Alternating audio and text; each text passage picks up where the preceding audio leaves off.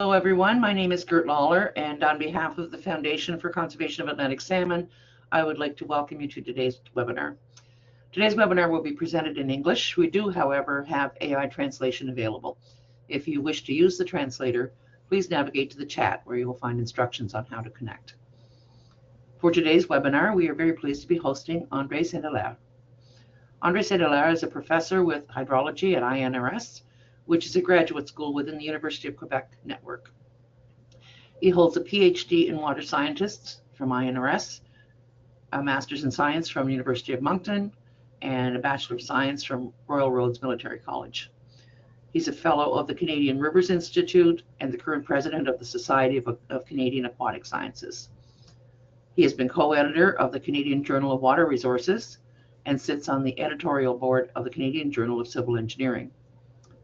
He is also co-chair of the management committee of the Atlantic Salmon Research Joint Venture. His research focuses on the analysis and modeling of variables characterizing the quantity and quality of river water. He focuses in particular on flow, sediment loads, and water temperature. Today, André will be speaking on recent advances in temperature modeling in Atlantic salmon rivers. After this afternoon's presentation, we will be opening the floor for questions and answers. Now I would like to welcome André and turn the webinar over to him. Welcome, André. Thank you, Gert. Thank you all for being here. Merci tout le monde. I'll be presenting in English, but I'll be happy to entertain questions in either official language. So, donc, s'il y a des questions en français à la fin de la présentation, ça me fera plaisir d'y répondre aussi. So I'm here to talk about our recent work on river temperature modeling. And as you can see by the list of authors, I'm certainly not the one who's done all of the hard work. A lot of graduate students have been involved, and they should get the credit for the work that you're going to see because they did it. And again, lots of partners, as you can see from all of the logos surrounding the title page. This has been very much a partnership between groups interested in salmon habitat and salmon conservation. We're going to talk about models. The context is that, as you all know, rivers are warming. We see change in the mean temperature going up, but also change in what we call the variance in statistical language, which means that the extremes, low and high, are also changing. And we can see from that we get a greater frequency and intensity of stressful events for salmonids, including Atlantic salmon. And all of you probably have a better idea than I do about the critical thresholds, the temperature thresholds for different life stages of salmon. This is an example that was taken from the literature. And given the fact that we are now exceeding these thresholds more and more often in many of our Atlantic salmon rivers, we have resulted in producing models that can help us investigate how things are changing now, how they've changed in the past, and how they might change in the future. So the models can provide some answers. But every time I talk about models, I put this slide up where you see George Box telling us that all models are wrong, but some are useful. The idea is that a model is always a simple version of reality, and it is incomplete by definition. But nonetheless, they can be useful tools, as we'll see in the next slides.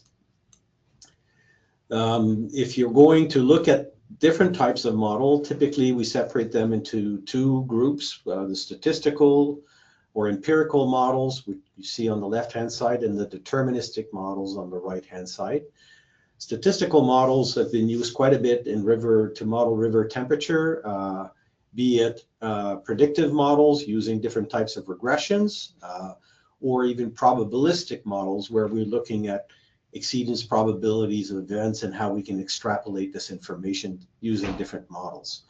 And you can see examples of references where some of these models have been statistical models that have been used. The advantage of statistical models is they tend to be easier to implement than deterministic models. They require less input data typically. The problem or challenge that they often face is that they tend to be 0D, i.e. they're mostly used to model temperature at one site and one site only, although there are exceptions to that. Some models have been spatialized, but in general, they tend to be used to model just at one site. The deterministic models, on the other hand, tend to use far more input data, and they will be based on theories of physics or chemistry or biology, depending on which type of model you're using. In our case, it's based on the physics of water flow and also of heat exchange for the temperature. They require a number of inputs, be it physiographic, hydraulic, meteorological, and they will have what we call here the model engine, which is essentially solving a different number of equations to come up with an output, which can be, in our case, river temperature, but also flow. We have, in my group, a deterministic model that's called SECO, and it's the one that you'll be hearing about today mostly, but not exclusively. The way SECO works, as you can see on the right-hand side here, is it divides the drainage basin of a river into squares. And on each of these squares, it'll further divide each square in a number of polygons, sorry. And in these subunits, the first step is given meteorological inputs every day. It's going to update a hydrological budget on a daily basis. So it will determine through equations how much water is routed to groundwater, how much stays in the soil, how much is stored in lakes, reservoirs, and how much actually gets to the river and flows downstream. So that's the first step that we call the hydrological module, and it'll produce a discharge on each of those squares where the river flow all the way to the outlet. These water volumes are then known on each square. So for each of the squares, the model then calculates a heat budget, which will account for incoming solar radiation, infrared radiation reflected from the canopy and from clouds. It'll account for the loss of heat through evaporation. It'll take convection into account. It'll look at the amount of heat coming from runoff, from interflow, from groundwater, and from upstream. All of those terms are calculated in a heat budget that's updated every day on every square. We've made a number of advances in the model structure. I won't bore you with too many details, but suffice it to say that the model is modular, so you can pull and plug different modules in the model depending on the use that you want to make of it. And that includes different options for modeling snowmelt, different options for modeling evapotranspiration, for infrared radiation. And the more interesting, I guess, updates that we've done recently, which I'll be speaking about, are that we've added a shading module in the stream temperature model, so it can account for stream shading. We've added a pumping algorithm to the hydrological model, so it can account for the amount of water that's being pumped in near the river by different pumping wells. And we're working on putting together an operational forecasting module, which would use the model as a forecasting model, i.e. predicting river temperature for, say, tomorrow or the following day, and so on. I think SECO is very well fitted to be a reference model for Atlantic salmon rivers in Eastern Canada, given the fact that we've done quite a bit of work on Atlantic salmon rivers. And I guess the key that started all this was the work of Ilyas Hani, a PhD student at INRS, who's been working through the Atlantic Salmon Research Joint Venture to produce an extensive modeling of Atlantic salmon rivers from the Ngava all the way to Maine.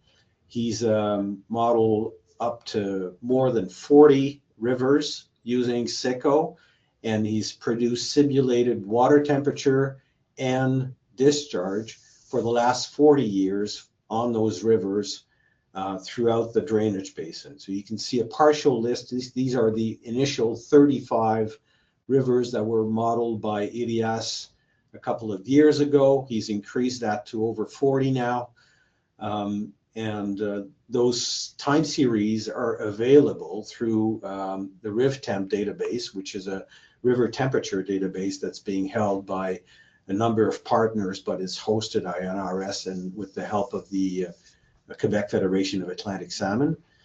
And so on any of those rivers that you see on the list or on the map, you can get 40 years of historical temperature and discharge through this data portal. In addition, Ilias has managed, excuse me, to regionalize the model. This means that he has managed to find a way to transfer information from the gauge rivers, the rivers from which he has information and simulations, to rivers where we don't have any information. And to do that, he ran a sensitivity analysis on the model parameters, found the most sensitive parameters, and was able to develop transfer functions for the two most sensitive parameters. So one parameter in blue on that graph, the parameter that deals with convection, that modulates how much convection occurs, is in blue, and I'm sorry, it's called C-convec, while the other sensitive parameter, CRESO, modulates how much incoming solar radiation hits the river. And he tried different models to transfer the information from these parameters from rivers with information to rivers without information. It was quite successful in doing so by checking on using a bootstrap approach, checking on whether gauge rivers could be transferred to ungaged river, and that was a step forward that can be now implemented. So long as you have discharge on a river, using this approach, we can produce simulated river temperatures. Ilias then turned his attention to extreme events, and one of the extreme events that he looked at was what we now call river heat waves. And the idea would be to look at the exceedance, the temperature exceedances above a certain meaningful threshold that can be dictated by the thermal requirements or the thermal stress limits that we know for a given species like salmon, or they can be derived from a certain extreme statistical threshold like the 80th or the 90th percentile. So we look at what happens above these thresholds, how long we exceed the threshold, and we exceed the threshold by how much. So duration on the right, on the panel with the dots in red here, is how long the events were, whereas intensity is by how much was the threshold exceeded. This is an example from the Dartmouth River in Quebec, and you can see that Ilias, using the simulations from SECO, was able to look at the duration of an intensity of heat waves from 1980 to 2022. And as you can see for the Dartmouth River, excuse me, there is an increase over the course of the last 15 years that is quite significant in duration. And we can see that the intensity tends to also to be higher in the last 15 years than it was before. This can all be found in Ilias's publication with the reference on the far right side here. And he then looked at what might happen if we look jointly at events where we have high river temperature and low flow, which tend to go together, but not necessarily. And using a statistical approach called the copula, he was able to model the joint probability of exceedance of low flow and high temperature in different rivers right across the distribution of Atlantic salmon in Canada. He then turned his attention to the future. He used climate change scenarios from climate models that can provide us with scenarios of temperature and precipitation over the course of the next 70 years, 75 years, and using different model outputs, different climate model outputs, he fed those outputs into SECO again, and was able to look at the evolution, the possible evolution of temperature over the next decade. So you've got the 2030, 2060 horizon compared in this graph with what he called the baseline, which was the period between 1975 and 2020. So we're comparing future scenarios in color with the dark line, which is the historical past. And the way he's chosen to compare those is to use what we call temperature duration curve. So on the x-axis of each of these graphs, you see the temperature measurement, and on the y-axis, you see the exceedance percentage. How often is that temperature being exceeded?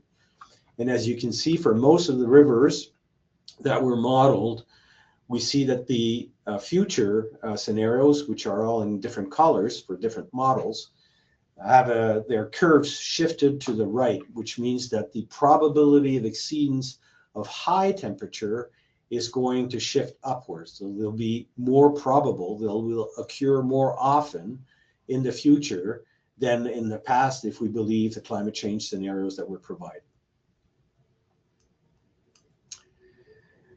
He looked at, again, the heat wave events, and he modeled for the future the average intensity and the average duration of these heat wave events for the rivers that you can see mapped on the right-hand side. And as you can see, when you look at the average for two different scenarios, so SSP 370 is kind of a almost optimistic scenario of climate change, where we would get our act together and quell the greenhouse gas emissions in the end, whereas SSP 585 is a business as usual type of scenario, which is some call pessimistic, others call realistic. What you can see is that both average duration and average intensity, according to these scenarios, to both scenarios, will be increasing, with duration of events, mean duration of events, reaching between 20 and even 40 days during the summer period, where we would exceed stressful thresholds for Atlantic salmon. And the colored dots here show you how this might be distributed across the distribution of Atlantic salmon. So it doesn't bode very well, again, if we believe those scenarios. Of course, if things are going to get a bit dire in the river main stem because of higher temperatures for Atlantic salmon, the question is, where are they going to go? And a lot of research effort made by many people in Eastern Canada and elsewhere focused on thermal refuges over the course of the last couple of decades, mostly in the last decade. So what's a thermal refuge? Here you have a bunch of definitions. Essentially, you can define them using a biologically meaningful temperature. You can define them by observing if they're being used by stenotherms or not. Or you can simply say that you're going to look at a potential refuge area that would be indicated simply because the temperature in that patch of water is less than that of the main river by a significant amount. And when we use this definition of potential thermal refuge area, we decided arbitrarily that we would use a difference of 1 degree C between the refuge and the main stem to identify thermal refuges, knowing that from the literature, at the very least, that Atlantic salmon can detect those changes of temperature and perhaps move to the refuge if there's one in the vicinity. We need to measure the refuge area. This area, as you will see, is quite varied, so there are many ways of doing that. The old way would be to deploy thermographs. As you can see in the central panel, this is one of the thermographs that we use, but you can use some that are more accurate if you want to. They would be deployed along an array that would look like the one you see within the rectangle in red, and we would monitor the temperature at each of the thermographs and then use an interpolation technique to estimate the area. An alternative, which may be faster, is to use drones that are equipped with infrared thermal camera and fly over these plumes to get a picture of the area and then octo-rectify the figure so that you can actually estimate area from the picture.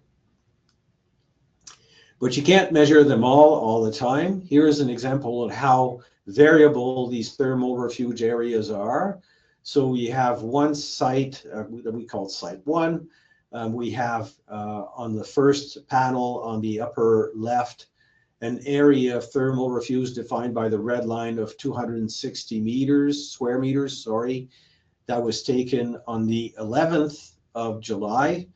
On the following day, on the 12th, after a rain event, you can see that that plume went from 260 meters in area to a small 50 square meters area 24 hours later.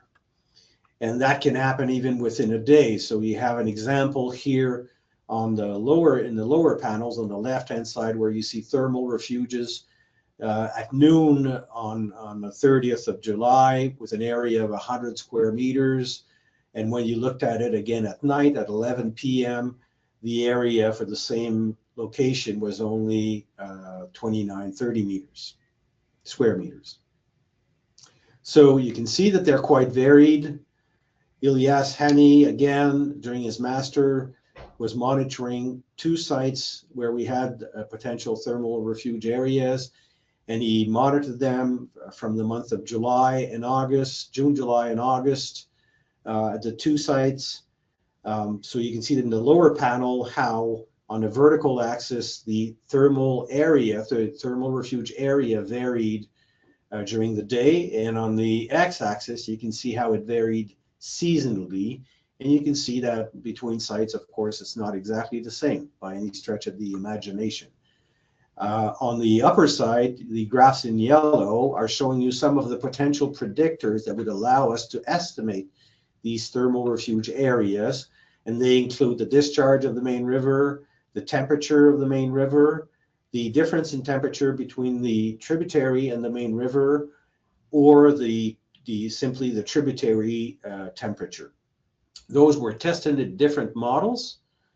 So the first work that was done to estimate potential thermal refuge area used 2 different statistical models. This was done by Almadi Saadi, and the first model that he used was a generalized additive model. It's a nonlinear regression, non-parametric regression. And the second one that he uses is a similar model, except that the smoothing functions are different. It's called the multiple adaptive regression spline model. He tested univariate models. So sorry if the slide is in French, that gets you to practice. So the univariate model that he used was to look at the difference in temperature between the tributary and the main river, and that was not successful. But when he used a multivariate model, you can see that he used discharge, the difference in temperature, the air temperature, and the temperature in the tributary. And if you look at the RMSE value, you can see that he was able to predict the thermal refuge area, the daily mean thermal refuge area, with an error of only 8.5%. And when using the Mars model, he was getting an error of less than 7%. So pretty successful for a first try. Then Ilyas Hani focused his attention on hourly area. So his model allows to estimate the thermal plume area every hour. And again, he used the same kind of predictors: discharge, difference in temperature, air temperature, tributary temperature. And he tried 4 different statistical models: generalized additive, the Mars, the multi-adaptive regressive spline, the support vector machine, and the random forest. And as you can see, the uncertainty, if you look at the relative RMSE, was anything between 12% and 20%. So the best model was able to estimate the area every hour of a potential thermal refuge using discharge, the air temperature, the tributary temperature. Thermal refuges, that we modeled, I forgot to mention, were only those that were associated with a cold tributary, a brook emptying in the main river with colder water than the main stem, and that produces a plume at the confluence of the tributary and the main river. And we know that one of the factors, that there are 2 main factors that tend to regulate the cooler temperature in those tributaries. One is groundwater input, and the other one is shading. And so we went back to our deterministic model, SICO, and noted that it needed to be improved because it didn't include explicitly a shading algorithm. So we added that in the last couple of years. A very simple shading model was established where we compute what is called a shadow length using the position of the sun and the average tree height near the river. Then we project the shadow of that tree on the river, and we compute a shading ratio, i.e. the area shaded compared to the area of the river. And then once we have that shading ratio, it's used to adjust the amount of incoming solar radiation that produces the surface heat in part. So we've been testing this shading algorithm.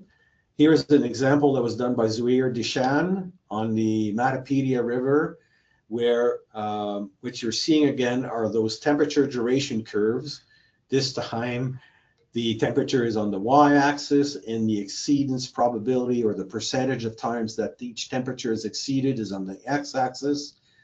And he tested a number of different shading scenarios. So the blue, which you can't see because it overlaps with the moderate forest at 8 meters, the blue is the baseline, i.e. the vegetation height that is actually along the river right now.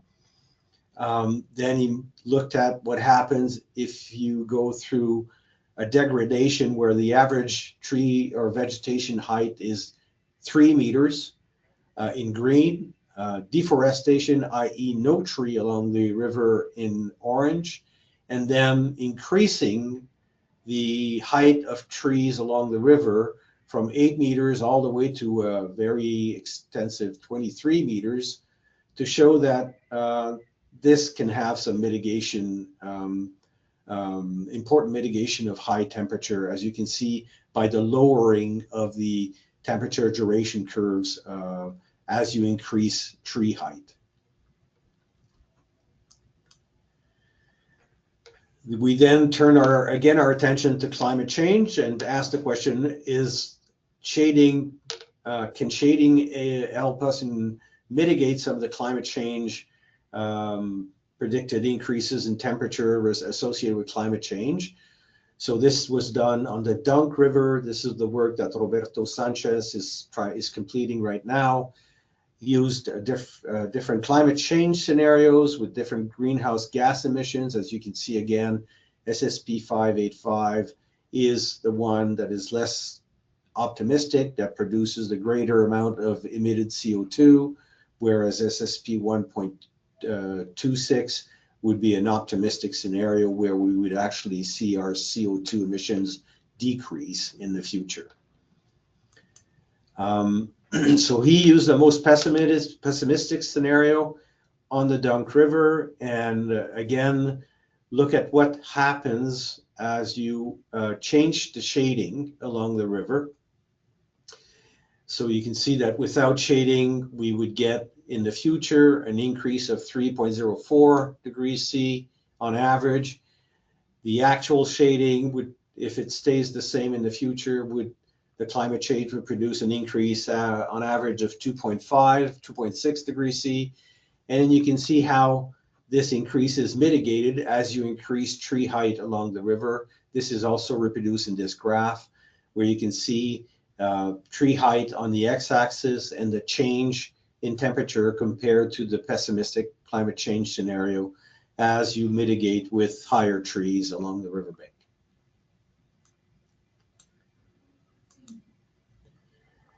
We work quite a bit in Prince Edward Island with a fellow of the CRI, Mike van den Heuvel, interested in looking at what happens with pumping. In this case, the agriculture is extensive in PEI, as you probably all know. It is putting pressure on the rivers as pumping high-capacity wells are being developed and used. There used to be a moratorium on high-capacity wells in PEI, but that is long gone now. And so we are faced with an increasing number of wells that pump large volumes of water. So we wanted to see how this may be affecting river temperature in some of these rivers. So a pumping algorithm was added to the model. The idea is that, as you can see on the left-hand side, this is how SECO models the flow, the vertical flow of water in the model. So it looks at the incoming precipitation. Some of that precipitation will be stored in lakes and marshes. What is left will be going to the soil. The unsaturated soil zone will be mimicked as a reservoir. Some of the water will be flowing to the river from this upper reservoir. And the groundwater is also mimicked as a reservoir, and again can contribute some water to the river. So our very simple pumping algorithm will simply take some water out of that lower zone reservoir, provided that the radius of influence, which is depicted by the ellipse here that you can see on the graph of the Dunk River, is touching the river, i.e. there is a connection between the depression cone of the groundwater level and the river, which means that some of the water from the river would actually be depleted. And that will be modulated by the distance between the river and the center of the ellipse. This was tested on a couple of drainage basins in PEI. This is the case of the Coles River, which is being modeled by Roberto Sanchez. Cyril Cafak is also being helped in on the Dunk River. So they looked at different pumping scenarios here, as you can see on the right-hand side. So the natural or the condition, the pumping condition that we have right now versus historical pumping versus what he called extreme pumping, meaning a well pumping at its maximum rate, and multiple pumping where we would have several wells that would be operating simultaneously. So as you can see on the Coles River, where you see the wells are where you see the yellow dots are where the wells are, and we've been monitoring temperature at the upper and lower sites here. We implemented the pumping algorithm in SECO, and we look at what might happen first to flow, because SECO is also a hydrological model. So you can see how on each graph the flow would be decreasing when pumping is turned on compared to without pumping in blue. So the dotted red line shows you flows, the evolution of flows for different years, 2018, 2019, 20, at different locations with pumping being turned on and off in the model. And you can see that on the table on the right-hand side, how this modulates for different years and different pumping scenarios. So the most important pumping scenarios is the one that he calls S3. And you can see that for mean discharge, we're looking at drops between anything between 3% and 11% over the course of the period 2019-2023. If we look at the minimum discharge, the decrease is more significant, all the way up to 24% in 2020. And the minimum discharge with the duration of 7 days shows similar patterns. So flow can be shown to decrease using this model. What happens to temperature at the same time? Well, it's to be expected. There's no big surprise. We can see that in most cases, in most locations, and in most years, you see an increase in temperature associated with pumping being at its maximum scenario. And you can see in the table that these increases could reach, for the maximum temperature, could reach anything between 3 and 11%.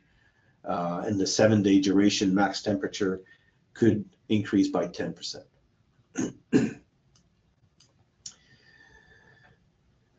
The other interesting new aspect that we're trying to develop with SECO, which is work underway that is being completed by a number of people, but Gaël Mercier is the one working mostly on operational forecast using SECO. The idea here is to do exactly the same with SECO as the meteorologists are doing with their forecasting model. So the meteorologists use all kinds of inputs, solar radiation, pressure, humidity, and with their models provide a forecast every day. This is what you read on your phone in the morning before you go to work, or you hear on the radio, and they can tell you that it's going to be 7 degrees C today and that we're going to get some rain. Well, we can do the same with SECO. We feed the actual meteorological forecasts into SECO, and it will produce a forecast of flow and temperature. So the way this works is we don't use just one meteorological model. We use 20, so those are called ensembles, and we use all the inputs from these meteorological forecasting model that you see here. So solar radiation, wind, temperature, pressure, cloud cover, precipitations. Forecasts for tomorrow and the following days are provided by these models. They are fed into SECO, and we calibrate the forecasting model by doing hindcasting. So we do initially a forecast towards the past because we have past data, and we can correct the models so that it gets accurate forecasts in the past, and then we turn it towards the future, and it provides 20 simulations of temperature and flow. So this is an example produced by Gael on the Restigouche River. You can see here on the graph on the left-hand side that we have those 20 ensembles, those 20 forecasts. He's giving you an example of the forecast between August 22nd and September 3rd of precipitation provided by these models. And as you can see, the models don't agree. That's why you have to have many of them to look at the uncertainty associated with these forecasts. And you can see that as you increase your horizon, as you go further into the future, the variability increases. That's why your meteorological forecaster in the morning tells you, well, for 7 days, I'm not so sure what's going to happen. That's the reason why, is that the models, as the forecast horizon is extended, get less accurate. Nonetheless, we feed this information into SECO, and here you can see the forecast that was performed between August 29th and the 4th of September using the meteorological forecast. So this is the forecasted temperature, and you can see that for the following day, the light blue band is the 95% confidence interval. So it's kind of the uncertainty around the forecast. Excuse me. And you can see that it's pretty narrow for the first day of forecasting. But as you stretch your forecast horizon farther, this becomes quite large. So in conclusion, we know that river temperature has become kind of a bottleneck for many Atlantic salmon life stages in freshwater, but perhaps also at sea. That monitoring is essential, but remains limited in time and space, in spite of the fact that RIFTEMP, the database that we've put together, has something like 600 stations in Eastern Canada. It still doesn't provide the historical information.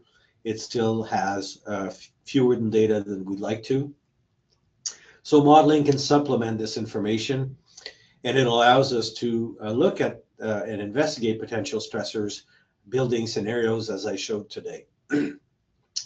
SECO has been implemented in an unprecedented number of Atlantic salmon rivers. We're up to 41 or 42 now. And that's across the Atlantic salmon distribution in Eastern Canada, from the Angeva all the way to, actually, it goes into Maine. So it goes into the States as well. We're able to look at climate variability and trends using this information. We can now account for water withdrawal and stream shading. And an operational forecast of flow and temperature, I think, will be instrumental to manage Atlantic salmon rivers. If you only think about implementing warm water protocols, instead of having to wait for a measurement, you could actually use the forecast and implement them ahead of time. With this, I'd like to thank you, and I'll be happy to entertain questions.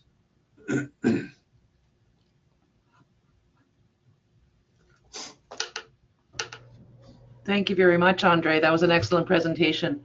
We will now open the floor for questions. If you have a question to ask, please click the hand icon to raise your hand. The moderator, that's me, will see this hand and call on you to unmute and ask your question. Please double check that access is granted for the GoToWebinar program to access your microphone. A prompt will pop up to allow access. Click allow and then unmute to ask your question. This would be the preference. However, if this function does not work, please type your question in the chat and I will read it out loud. So we'll just take a minute and watch for questions.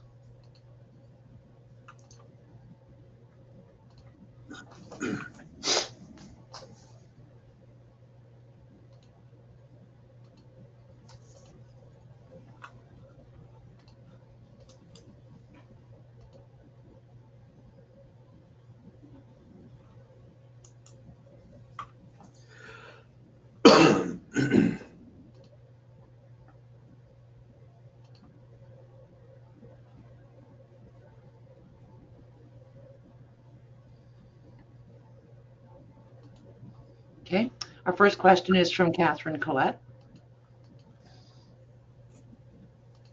Hi, Catherine. Catherine, you may need to unmute from your end.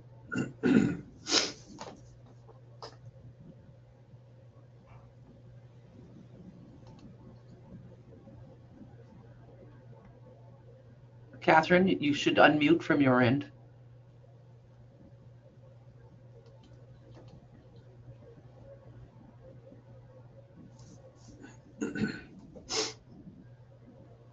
Okay, while Catherine's figuring that out, we'll go to Carolee McCaskill. Go ahead, Carolee. Hi, it might be a silly question, but are these models, or will they ever be available to, say, like nonprofit organizations or the public, or people that would want to? Simple answer is yes. It's already on the GitHub. The only thing is that it's not an easy toy to play with. It requires some training. This is the reason why we decided that for at least the rivers that we have modeled, that we would provide the simulations, because if you do them on your own, it's doable, but it takes an effort. It takes a little bit of training, and it takes an effort. But yeah, it's available on a GitHub, and I can provide the link. That would be excellent. We really appreciate your work on this, all of the graduate students too, so thank you. Thanks.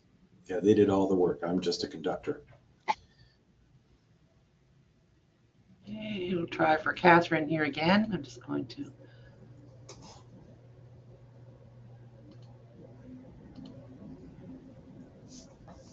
Catherine keeps dropping off the system. There's something going on in her.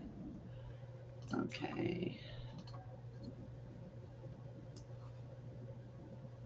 Sorry, I'm just trying to find the link for the GitHub while you. Okay, sure. I'll put it in the chat.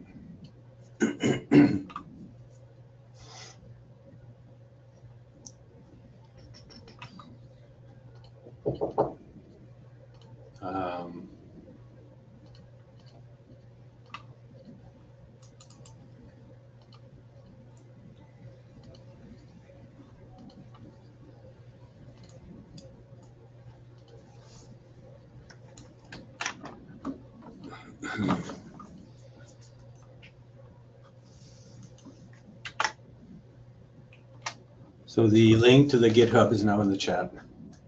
Okay, thank you.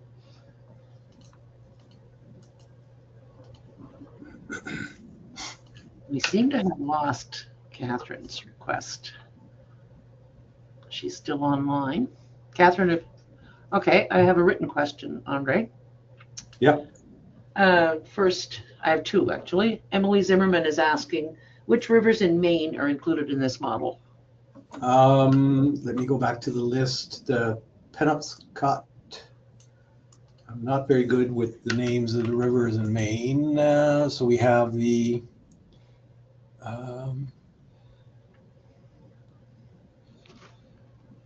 Duckstrap is one of them.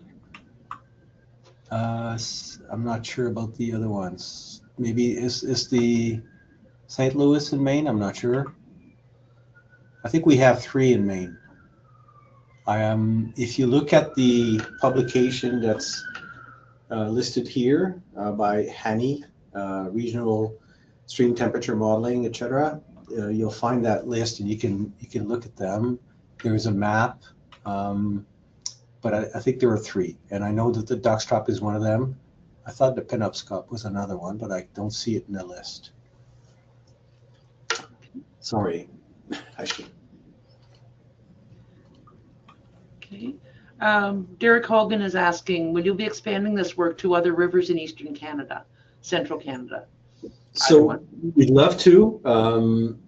The problem, the challenge, the model is ready to roll, provided that there's discharge data on those rivers. So if there's a river with discharge, it's not overly complicated to actually generate the same temperature scenarios the last 40 years. Implementing climate change, that requires a bit more work because you have to download the required climate change scenarios for that specific location, but that's not undoable either, so it's possible. But yeah, discharge has to be provided.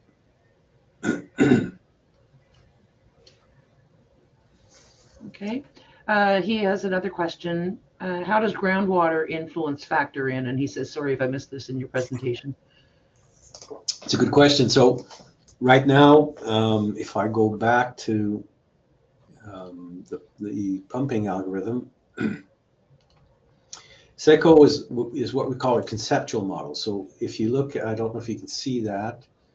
If I do this, is it helpful? Maybe. You can see that it just pretends that the soil is made of 2 reservoirs. One for the unsaturated soil horizon, so where water flows but isn't saturating the soil, and one for groundwater. And the way this is accounted for is you can see there are like taps in those reservoirs here where it says CVNH and CVNB. Those taps can be turned on and off to get more groundwater input in the river or less. So that's done through our calibration. And it's a science, but it's also an art. So for instance, when we go to PEI, we know that the rivers have high groundwater input. So we have to be very careful when we do our calibration, because if we let an automatic routine calibrate the model, which we often do, it's not going to think that these rivers require more groundwater. But that's how we do it. Okay. Carol Lee is saying that she said a written comment. She doesn't see the link in the chat, but I do see it there. It's just directly under the instructions for the translator, Carol Lee. Okay. And if you can't get it, I'll send it to you afterward. Sorry, I thought I put it in the chat, but I can try again. Yeah. Yeah, it's there. It's there. Okay. Just give it a couple more seconds. I don't see any other. Oh, Catherine wrote a written question instead. Okay. She says, I give up. You spoke about shading and tree height. Any thoughts on how far back tree cover is beneficial, i.e. the width of the buffer? Quite a few studies on this. This is where it gets interesting for us to have a shading algorithm, because SICO, as you can see in this figure here, it divides the whole drainage basin into a bunch of squares, like this grid here that you can see. And when we look at shading, we focus on the squares that are right by the river. So we increase tree height on those. Those squares can be made small or large. So we could have a square, let's say that's a few tens of square meters in area versus a square kilometer in area, and we're not getting the same resolutions. If we take the resolution to go to finer areas, we could then look at how far from the river does it matter to have higher trees? This is work that has to be done on a tributary by tributary basis, because if you, let's say that you want to have a grid on a drainage basin the size of the Restigouche, I think it's 9,000 or 10,000 square kilometers, and you would take this down to a grid of cells that are 10 square meters, it would take months to compute. So we have to just, you know, if this is required for a small stream or a small river, we can do it locally by refining the grid for that trib. But on larger systems, it becomes very difficult simply because of the computing time. Okay. So before I go on to the next question, I have another comment from who we thought was Derek Hogan, but apparently those questions were from Christine Stortini. She thinks it appears as him because he forwarded the invite. So Brandon Mesher, how much discharge would you say is a realistic sample size to effectively apply this modeling technique? For instance, there are some gaps in Labradorian rivers due to the accessibility of these watersheds. Yeah, I understand. Typically, we've done it with less than 2 years of data. Of course, the calibration, so this is the part of the model where you turn the knobs to get the best fit possible between observations and simulations. That's called the calibration process. And if you got the longer the time series, the better the calibration is. But we've tried our luck with a short time series of a couple of years and have been successful. It really depends on the variability in flow. If of course, during those 2 years, you only have low flows, then you're not catching the flood periods for some reason, then the model will be deficient. Okay. There was another part to his question, and I'm not sure if it was addressed there. How much of a challenge is it to compute these models for rural regions as opposed to places more urbanized? You know, as you know, some of those rivers, if you look at the map that I showed, we're in very rural rivers. It's really depends on data availability. But if you look at, sorry, I'm just trying to get the map. Where was it? Right here. If you look at that small map, you can see that red dot here is in the Yongavabi. That's the Omelez River. So that's pretty remote. We have some dots in Labrador, as you can see. So it really, as long as we have some discharge data and some temperature data helps in the calibration, but with the work that Elias has performed, we can even forego temperature data and do the simulations as long as we're able to calibrate the hydrological model. So it requires discharge. And if in a rural area, but you do have discharge, it's not a problem. And we can account for the different types of land cover that you may have, be it agricultural, forest, and what have you. Okay. No questions. I have a thank you from Catherine, and thanks so much for the great presentation from Christine. Thank you. It's a pleasure. And I think that is it. Okay. Okay. Well, thank you all for attending. Yes, thank you for the presentation, and thanks you for the questions, folks. So that seems to be the end of the questions so far. If you do have more questions later, please feel free to reach out to Andre directly or contact us at the foundation, and we will certainly pass it along. We've recorded the session, and it will be available on our YouTube page. Our next webinar session will be held on Wednesday, November 19th. Luanne Fauché will be presenting on the topic of development and applications of innovative protocols for the management and monitoring of Atlantic salmon. So a big thank you again to Andre and to everyone who participated. We hope to see you at the next webinar. Thanks again. Bye.